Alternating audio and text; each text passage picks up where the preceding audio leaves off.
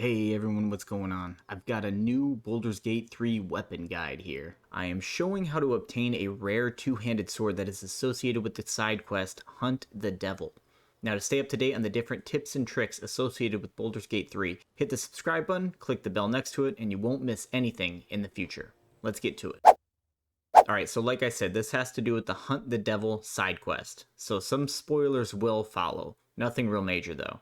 Now, me personally, I first came upon this quest after leaving the Blighted Village on the north end, jumping across the broken bridge and taking the road to the right. It's going to bring you straight to the building that the Paladins are staying in.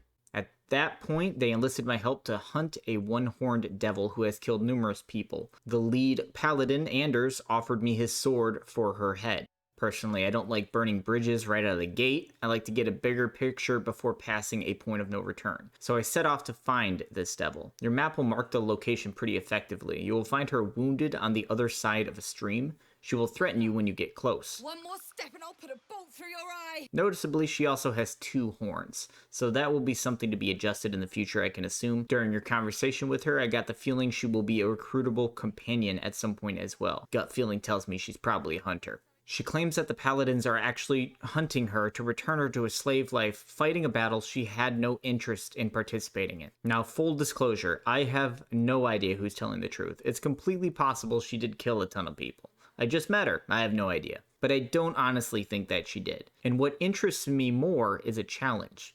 Killing an already wounded tiefling doesn't sound like much of one, so I decided to take the fight to the Paladins. Let me know in the comments below which option you ended up choosing. Now, if you decide to fight the Paladins, there are 4 people to be concerned about with this fight. And personally, I recommend starting with a dwarf hanging around outside. When you attack him, this is going to aggro everyone else inside, but it will take them a few turns to get to you, so that dwarf will likely be dead, dice rolls willing.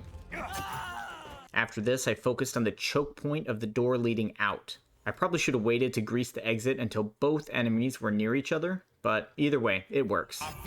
Using the grease spell is a great way to put Anders at a disadvantage right out of the gate. He's the heavy hitter in this fight, and you'll need to do everything you can early on to kill or debuff him. At the next available moment, I ignited the grease that Anders was laying in. Applying any damage over time effects is one of my favorite things to do in my fights. I find it a good strategy for consistent damage.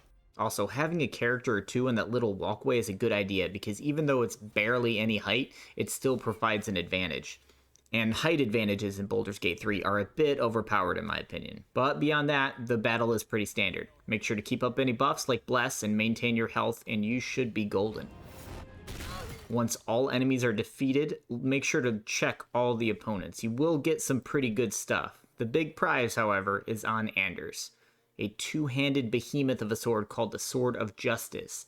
Damage is 2d6 plus 1 with an armor adding ability.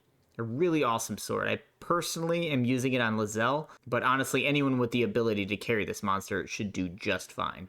You should realize too that inside the building is a hatch to a cellar. Now, you gotta be careful, that place is booby-trapped, and I plan on making a video on how to solve that. Make sure to check it out when it comes out. In the cellar, you'll get a nice 2-handed great axe and a heavy helm, along with a ton of food. It is well worth the effort. And that sums up this video. If you found this informative, consider hitting that like button, and again, for more guides in the future, subscribing and enabling notifications is the best way to stay up to date with what I got coming out. It's been fun. I'm Zoko, and I'm out of here.